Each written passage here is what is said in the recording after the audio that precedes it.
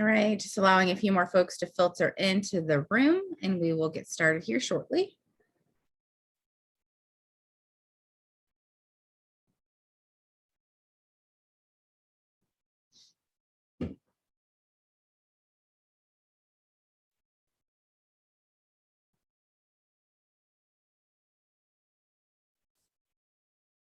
All right, top of the hour.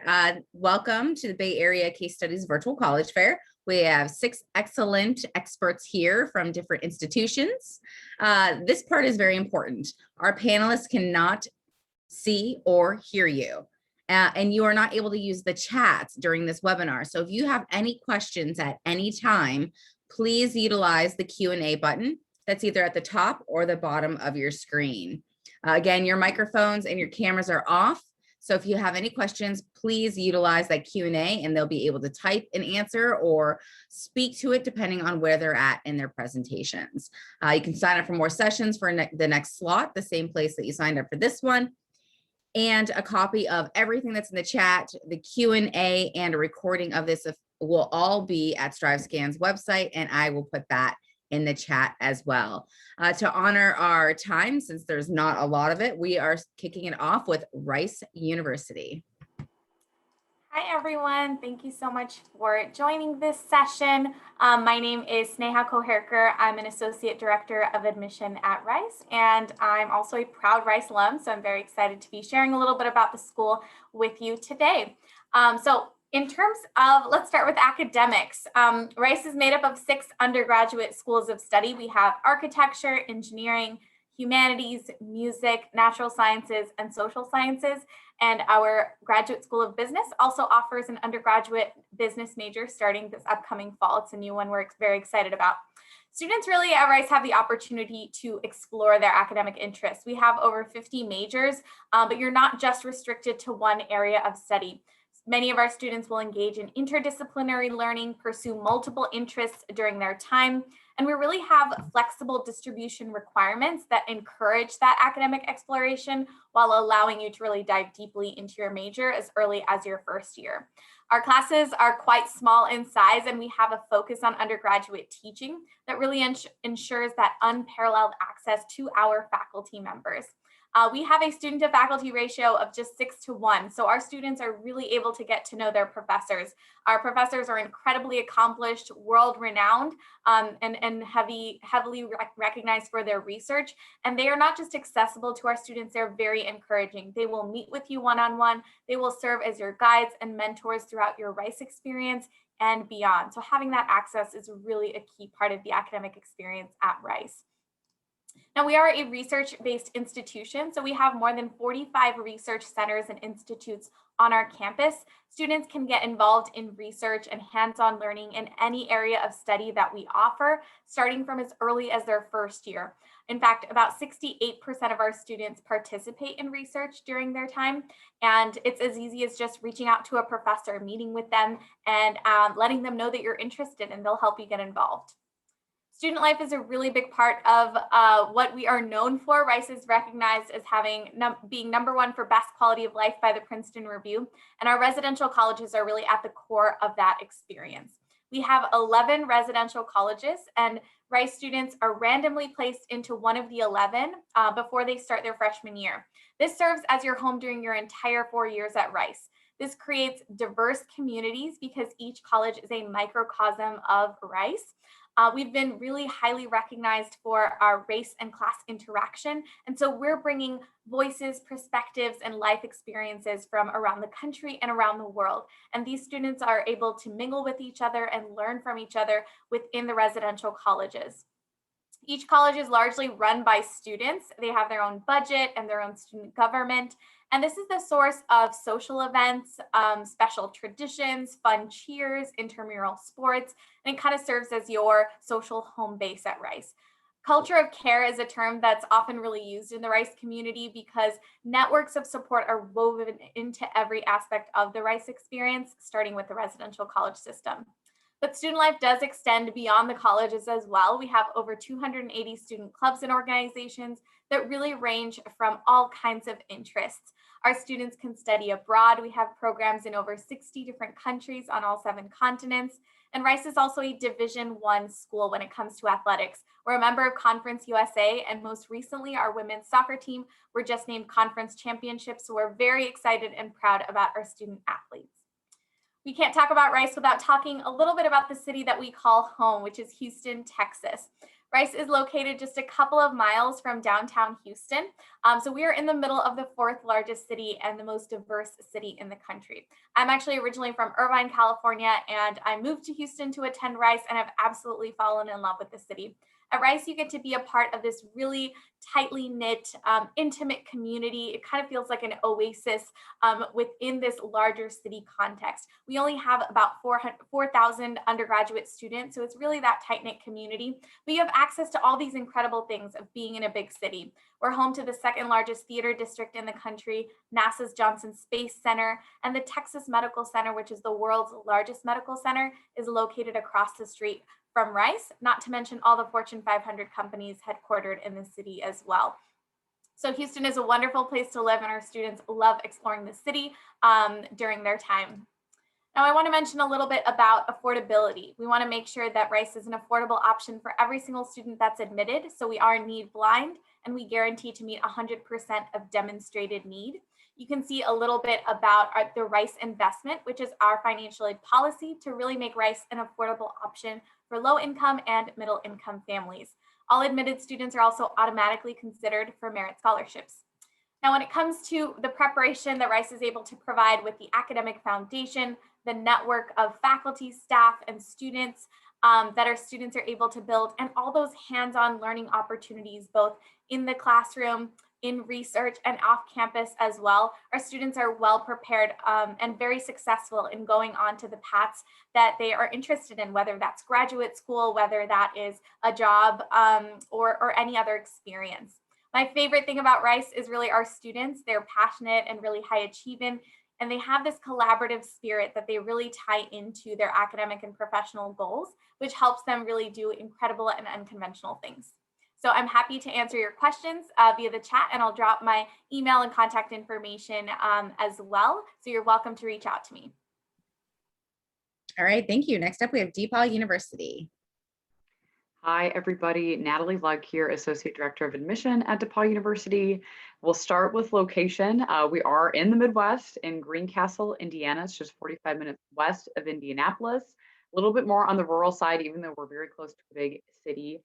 In Indy, I would say we're in the middle of everywhere just because we also have cities just 3 hours north, south, east, west of us.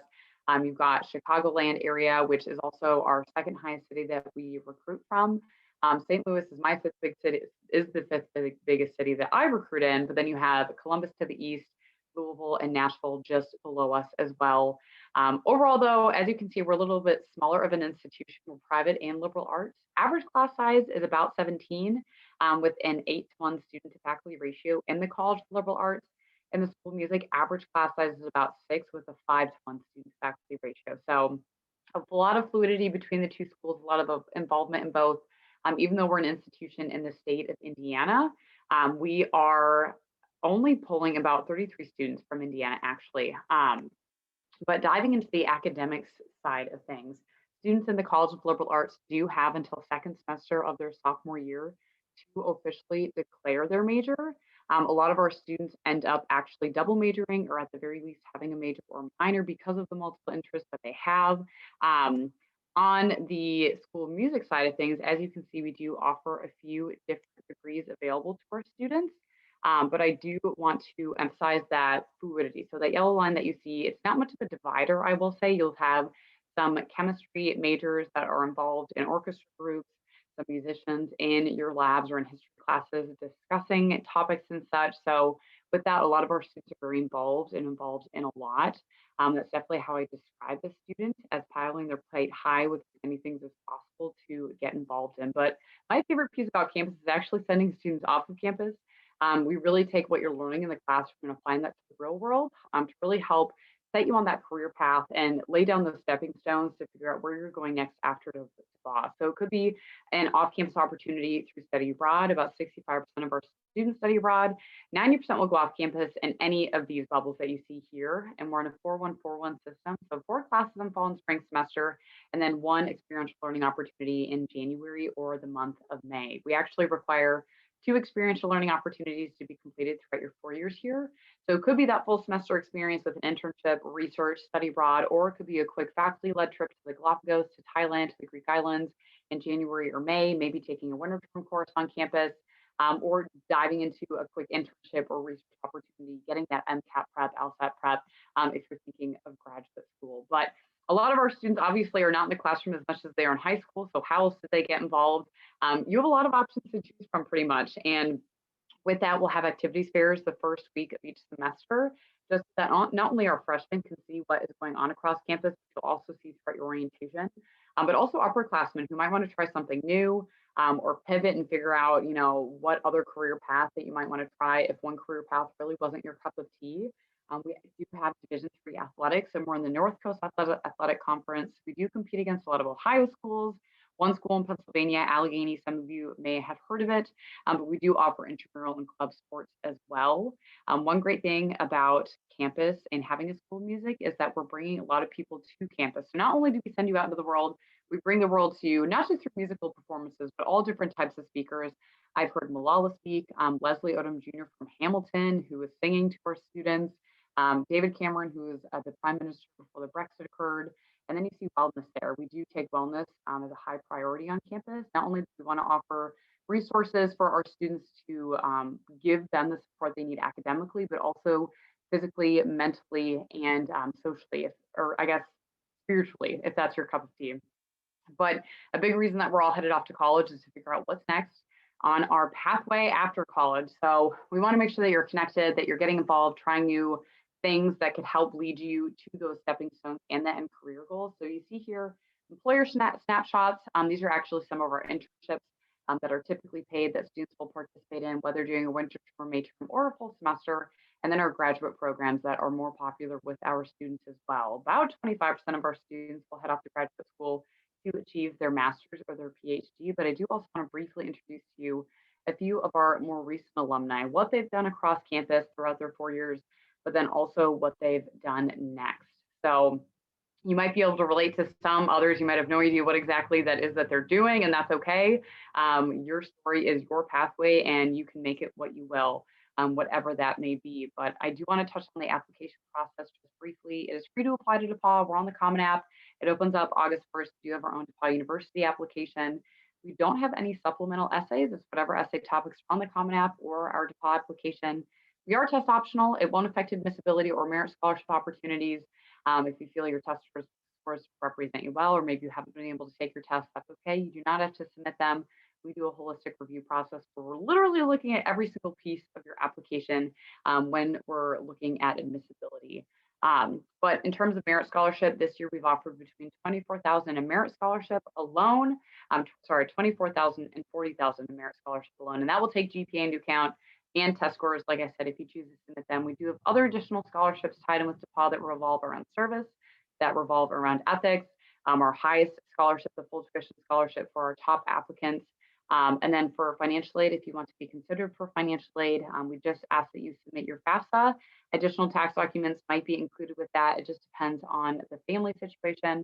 But I will be sure to put my contact information in the chat. I do also want to mention that we are wide open for on-campus visits. If you're in the area, feel free to stop by Monday through Saturday and come see us. Have a good night. Thanks for having us. All right, thank you. Next up, we have Haverford College. Great. Hi, good evening, everyone. My name is Kathleen Abels. I am really thrilled to be here with you all. Thanks so much for joining us. I love working for Haverford for many reasons, but it's also where I graduated from. I'm a very proud Haverford alum. And you'll see my email address here. I'll share that in the chat at the end. I also, since we're working from home, like to share that I have 2 dogs named Granola and Yogurt, and they might say hello at any point. So thanks for bearing with me during that, if that does happen. Here's some just quick facts about the Haverford student community. Students are coming from all over the United States and all over the globe.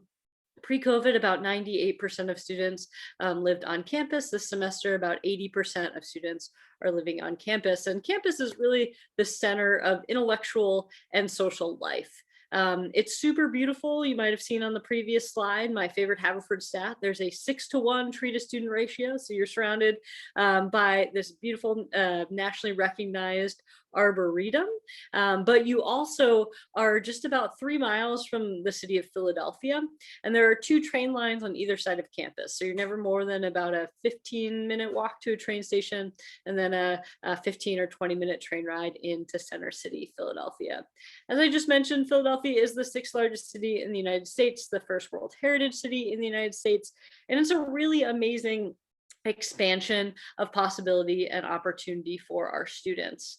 Philadelphia also has a number of really wonderful colleges and universities in the greater area, and Haverford is part of what's called the Quaker Consortium, very creatively named because all 4 colleges and universities were founded by Quakers, right? But what this means is our students have all of the benefits of being at a small liberal arts and sciences college with the resources of a much larger place. Our students are able to take whatever courses they'd like at Bryn Mawr College, Swarthmore College, and if a course isn't offered at Haverford, Bryn Mawr, or Swarthmore, they can take that at the University of Pennsylvania, which adds several thousand courses to our students' choice plate. Just to give you a sense of how close we are, there's free transportation between Haverford and Bryn Mawr and Haverford and Swarthmore. And if you're on financial aid from Haverford, we'll pay for your train ticket to the University of Pennsylvania. We're also just about 12 miles from the Philadelphia International Airport. So very easy for students to get to our campus and then take a train from the airport and then that short walk. We have a few dual degree programs that I always like to highlight, though these are really just scratching the surface for what our students do after Haverford. Within 5 years of graduation, usually between 70 and 75% of our alums are going back to get a graduate degree. But these programs allow students to graduate in 4 years with a Bachelor of Arts or a Bachelor of Science from Haverford, and then in 1 additional year with a master's degree. And for students who are interested in engineering, but also excited to study other aspects of the liberal arts, this is a wonderful opportunity. So I always just like to highlight that.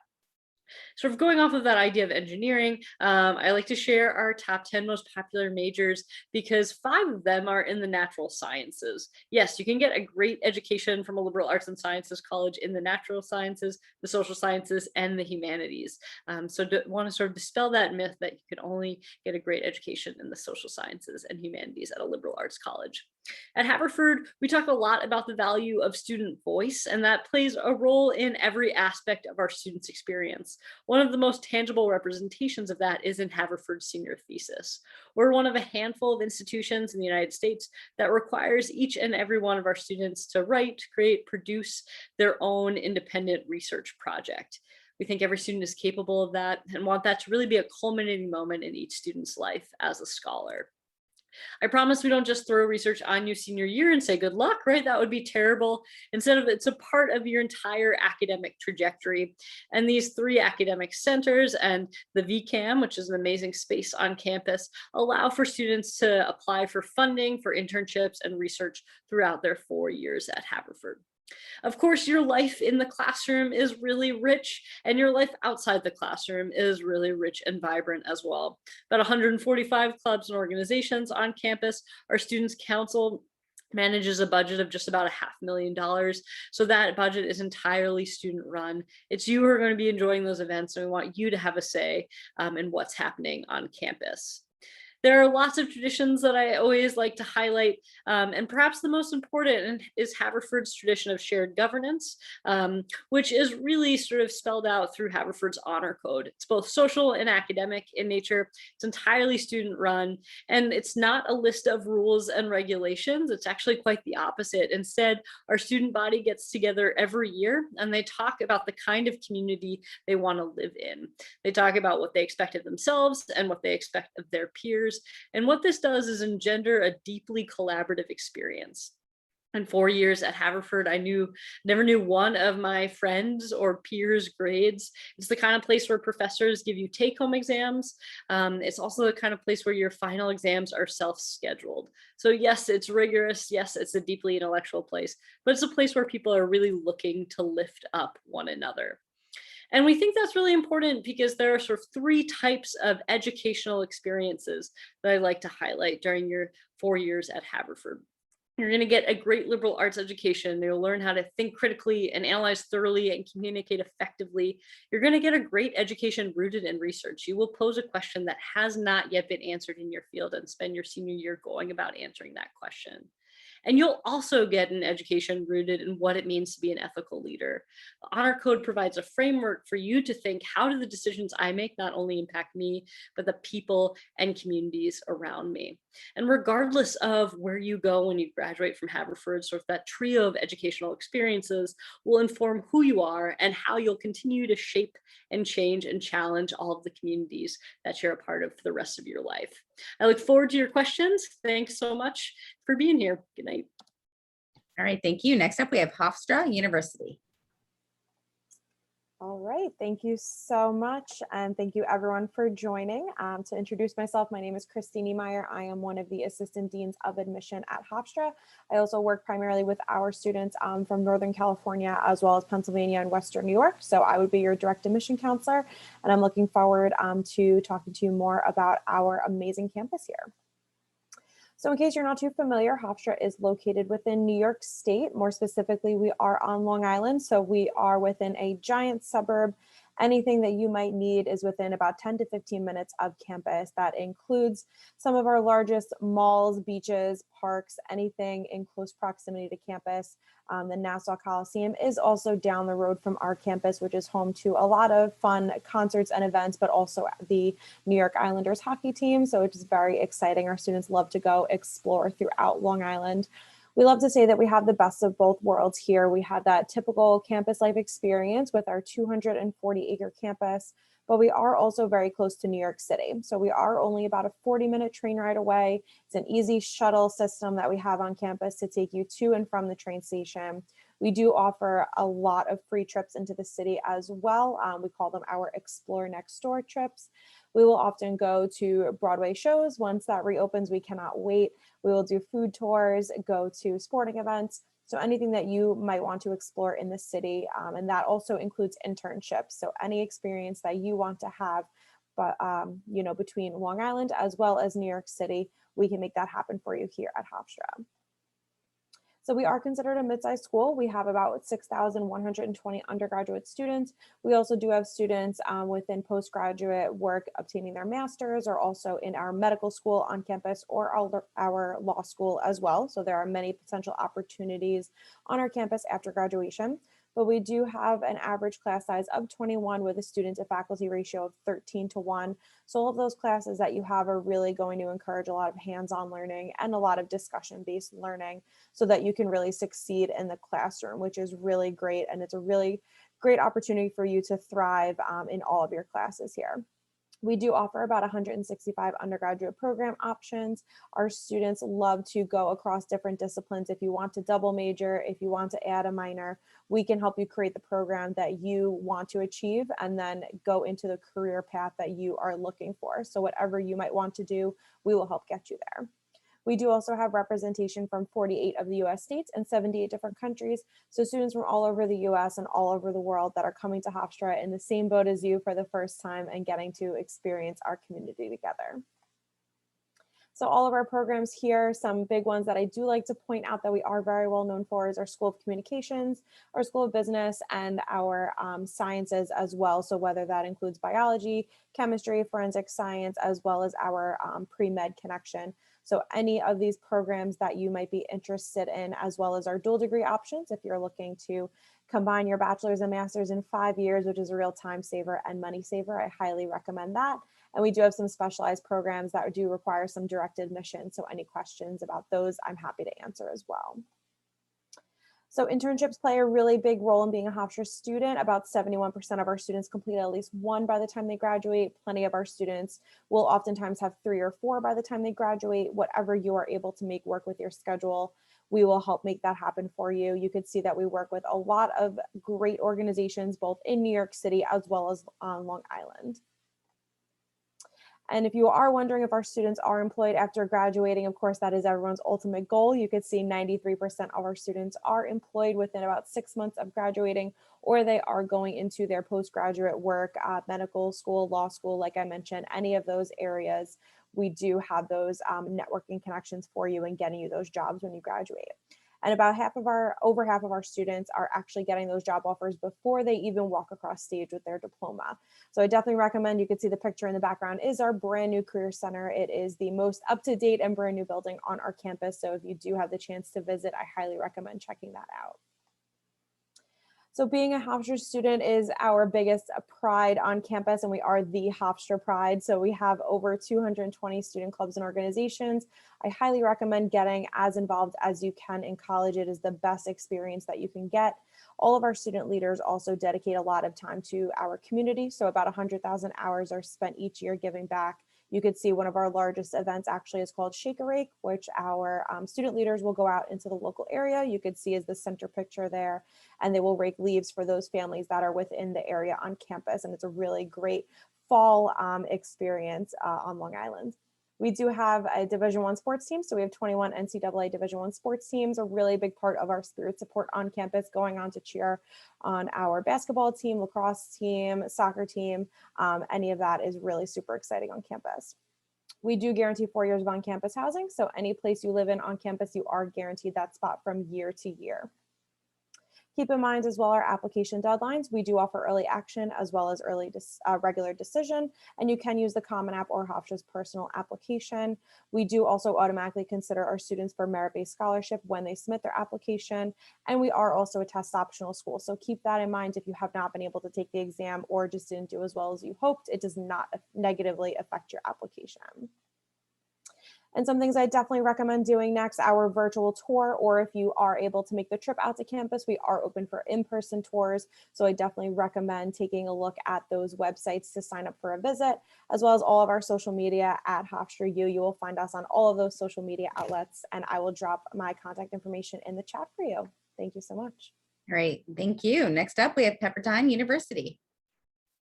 Awesome. Well, hello and welcome everyone. My name is Eddie Mejia and I'm one of the admission counselors at Pepperdine University. So glad to be part of this session. So yeah, let's just jump right into it. So I want to be able to begin with Pepperdine University and its location. And you can see right here, we are in the Southern California city of Malibu. So we're right along, you can kind of see what our campus looks like. We're right along Pacific Coast Highway. We're about 25 minutes away from Santa Monica and about 45 minutes away from downtown LA without any major traffic, of course. But this allows not only for a great place for students to study, but as well, they can be able to access the resources that are located within the backyard that is one of the biggest metropolitan areas in the country, Los Angeles. But let's continue on to kind of see what Pepperdine is all about. And so you can see right here, this is our mission statement, but if you were to break it down into a group of words to describe what Pepperdine is, we are a small, private, liberal arts Christian university. So I'll go through each of those aspects right now. Now, Pepperdine is a small private university. We have an undergraduate population of about 3,400 students. We have an average classroom size of about 19. So this means that you really get to know your classmates and your peers, but you especially get to know your faculty. Pepperdine's goal is to create a small, tight-knit community where the faculty and staff are invested in your academic experience. And so we want to be able to see you thrive when you're on campus.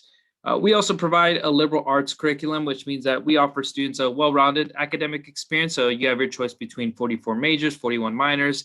And on the right-hand side, you can see some of the most popular majors at Pepperdine. But aside from these majors, Pepperdine offers programs that allow students to gain valuable experience in and outside of the classroom. So whether it's undergraduate research or internships, we want to be able to provide students with the tools and resources necessary to be successful. Now, another important aspect of Pepperdine is its Christian mission. We feel that Pepperdine, it's important to not only educate the mind, but as well as to educate the soul. So what this looks like for students, during their college career, they'll take 3 religion courses and then as well take part in something known as a convocation series. Convocation is time set aside for students to grow within their spiritual journey, and they get to dictate what that looks like for themselves. So that could be one-on-one mentorship with a professor. That could be, attending a lecture series, but you can see right here our background picture, one of our more popular outings. Students go to the beach, do a little bit of Bible study, and then as well get to surf for the rest of that morning. That's literally something you could say is part of your educational curriculum. But essentially, there are over 100 options per week that students can select. So you can be able to figure out, how you want to be able to participate in that conversation. And though Pepperdine is a Christian university, we do not need students to be Christian to attend Pepperdine. We are welcoming and accepting of all voices, all faiths, and all backgrounds. So the students that we bring to campus, we did so confident knowing that their voice can contribute to the conversations of faith that are held on campus. Now, many students kind of ask, hey, what makes Pepperdine unique or different compared to other universities?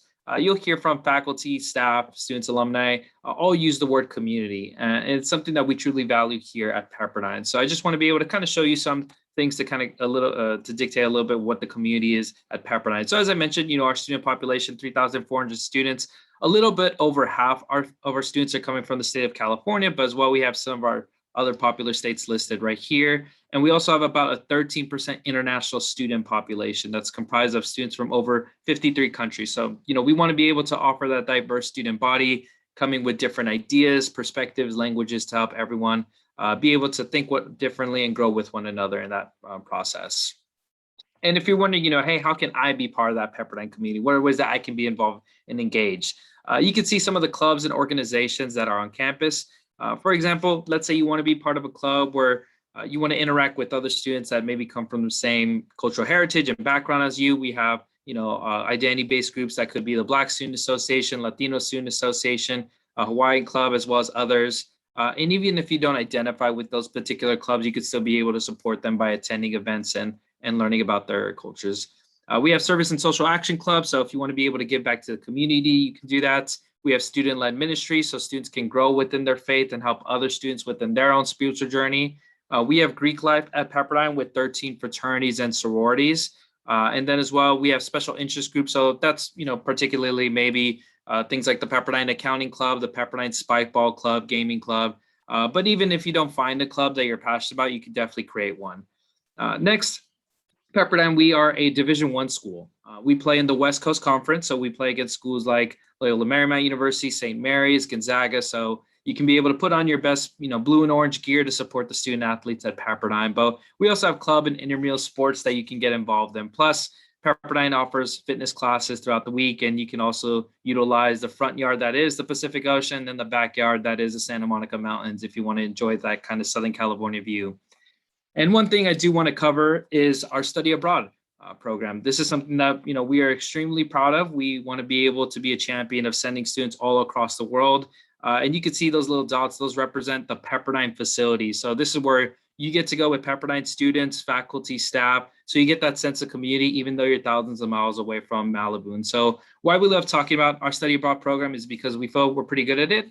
We're one of the top 5 programs in the nation, especially in terms for participation. So you can see about 4 out of every 5 students will go abroad either for a summer session, semester, or a full year-long program. So, you can be able to see why this is important, because as this world is becoming more and more interconnected, you want to be able to kind of showcase and separate yourself among your peers to kind of say that you are a true global citizen. And so when thinking about studying abroad to be part of your college experience, hopefully Pepperdine can come to mind. So with that, I just want to be able to say really quickly, thank you so much for everyone that attended this session. Feel free to ask questions in the chat section. And once again, feel free to check out our Office of Admission website if you would like to attend other virtual events. Thank you guys and have a great rest of your night. All right, thank you. And next up, we have Bowdoin College.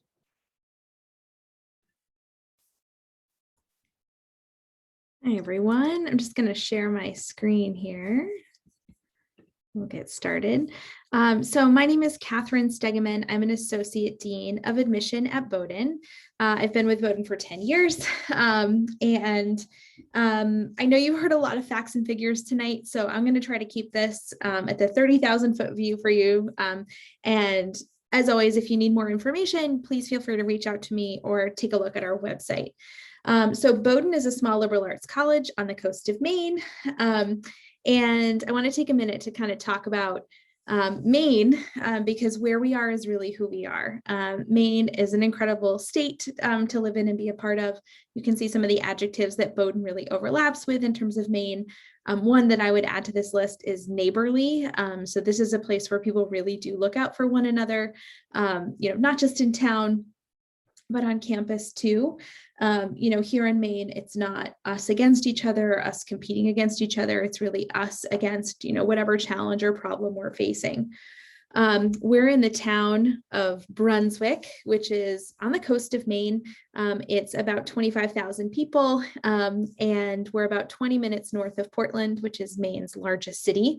Portland's a great town. If you've ever had the chance to visit, you know that it's an incredible food destination, arts destination. It also has a major airport and flies direct to these cities. I always get asked, from families in the Bay Area, how difficult is it to travel back and forth? And it's really not that hard. You catch a flight to a hub and then, another to San Francisco, or fly direct from Boston. We are also served, Brunswick is served by the Amtrak Downeaster. So that's a train that runs from campus to North Station 4 times a day, which makes it easy for students to get here from all 50 states. And from all of these countries. So 65% of our students come from outside of New England. We have about 1,800 students on our campus. I want to talk a little bit about the academic program. So again, we're a liberal arts college. We have over 41 majors and academic programs. The classes are really small. The average class size is 13. They're very rigorous. Faculty get to know you well so that they can push you, in good ways in the classroom. So, you can help each other. There's a lot of collaboration at Bowdoin and a lot of research. So you've heard about research at all these other institutions. It's really an essential part of the undergraduate experience now. And 2/3 of our students will do research outside of the classroom. So that might be working with a professor during the summer, or that might be doing research at one of our 2 research facilities off campus. So we have the Schiller Coastal Studies Center, which is 20 minutes away from our main campus. As you can see, right on the main coast. It's the home to our marine biology lab, and also home to our coastal studies semester. And so it's a really incredible property for students to do research at. We also own an island in the Bay of Fundy in Canada called Kent Island Research Station, where we send students and faculty each summer. Bowdoin is also founded on this principle of the common good. So this is Joseph McKean, who was our first president. And at his inaugural address in 1802, he talked about Bowdoin as a place. He said, institutions like Bowdoin are not endowed for the benefit of private citizens who resort to them for their education, but exist to serve the common good. He really believed in this idea that education was not about making yourself better, but about making society better. And so this has been really part of our DNA from the very beginning. This means a lot to us here at Bowdoin. This is how we treat each other, but it's also how we interact with the world. Does this mean that all of our students go on to work in nonprofits? No, but many of them do. But what it means is that we hold our alums to a high standard, and we hold our students to a high standard. Our alums work at or founded or serve on the boards of some of the most influential companies really in the world. The common good really says you can be successful and socially responsible at the same time. So my final sort of section here is really on our admission process. So apart from students who are willing to experience a winter in Maine, what are we looking for? I have a handy chart for you. So we are looking at grades. Bowdoin is a rigorous place. Classes are small, the expectations are high, students work really hard, they're really motivated. So we are looking at students' academic experiences to make sure that they're going to be able to thrive in the Bowdoin classroom. We're also looking at heart, and heart is kind of an easy way to say, how generous are you with your time outside of academics? Who are you kind to? Are you caring for grandparents or younger siblings? It looks different for everybody, I think. So heart is sort of that way that we encompass it. What we're not looking at is your income. We're one of fewer than 20 institutions in this country that are need blind, that are no loan, and that meet 100% of families' need. And this is really a huge dedication from the office from a resources standpoint, wanting to make sure that Bowdoin is accessible to everybody, regardless of income. We're also test optional. We've been test optional for 51 years, and is Bowdoin's way of trying to level the playing field way back in 1969. In terms of our process, we really are focused on the whole person. Again, my name is Catherine Stegeman, and I will drop my information into the chat. Feel free to follow up with any questions via email or in the Q&A, and thank you for coming tonight. All right, thank you. If I could have all the panelists come back on camera. We do a quick question in the same order that we presented. Starting with Rice University, what advice would you give someone going through the college search process? So in terms of going through the college search process, the biggest piece of advice that I tell students is to really think about what's a place that you want to call home. There's so many different things as a part of the application and admission process that you're thinking about, but as you're really selecting which schools to apply to and where you're ultimately going to select to attend, it's important to imagine yourself living there for 4 years in that environment with access to the things that are available there, in the type of people that are there. It's really important to think about all of those things, because college is not just going to be this kind of theoretical concept at that point. It's not going to be about rankings and things. It's really going to be your lived experience. I think this year everybody's had to get a little bit more creative with how they search for colleges, whether you've been able to visit or not been able to visit. So I encourage you to reach out to your admission counselors of the schools that you're highly considering to see if there's any other ways, or just check the university website to see if you can connect with professors, current students, or other virtual event options that will really help you see the value of that institution and if you see yourself there for the next 4 years. Great. Yeah, I always like to talk about sort of the 3 decision processes that happen, because 2 of the 3 decision processes are made by you, right? You ultimately decide where you're going to apply, and then you ultimately decide where you're going to enroll. And I know that this can be sometimes a scary and confusing process, but I think allowing for self-reflection, and also feeling agency and ownership will allow you to really have sort of the decisions ahead of you that you're excited about too. My biggest piece of advice would be to keep your mind open and open to all the possibilities of all of the schools that you might be interested in applying to or attending. There are so many opportunities that you can take, and college only happens once, hopefully, for your undergraduate experience. So definitely keep all those open minds and try something new. Try a place that you might not have thought that you would want to experience, but take advantage of all of those visit opportunities. And enjoy your 4 years of college. I know this might be echoing what some of the other staff have been able to say, but I think it's important to feel confident in yourself to be able to advocate and reach out to the admission office and be able to say, hey, these are certain things that I'm passionate about, or maybe being able to let them know that you're maybe a first-gen student. Are there any programming or events that you might be hosting? And so you might be able to hear back from the admission staff to say, hey, we have an event coming out of our program this summer. So always feel free to see, hey, what type of resources are there that can help me throughout the application process. So that's probably what I would say is the big key thing to remember moving forward.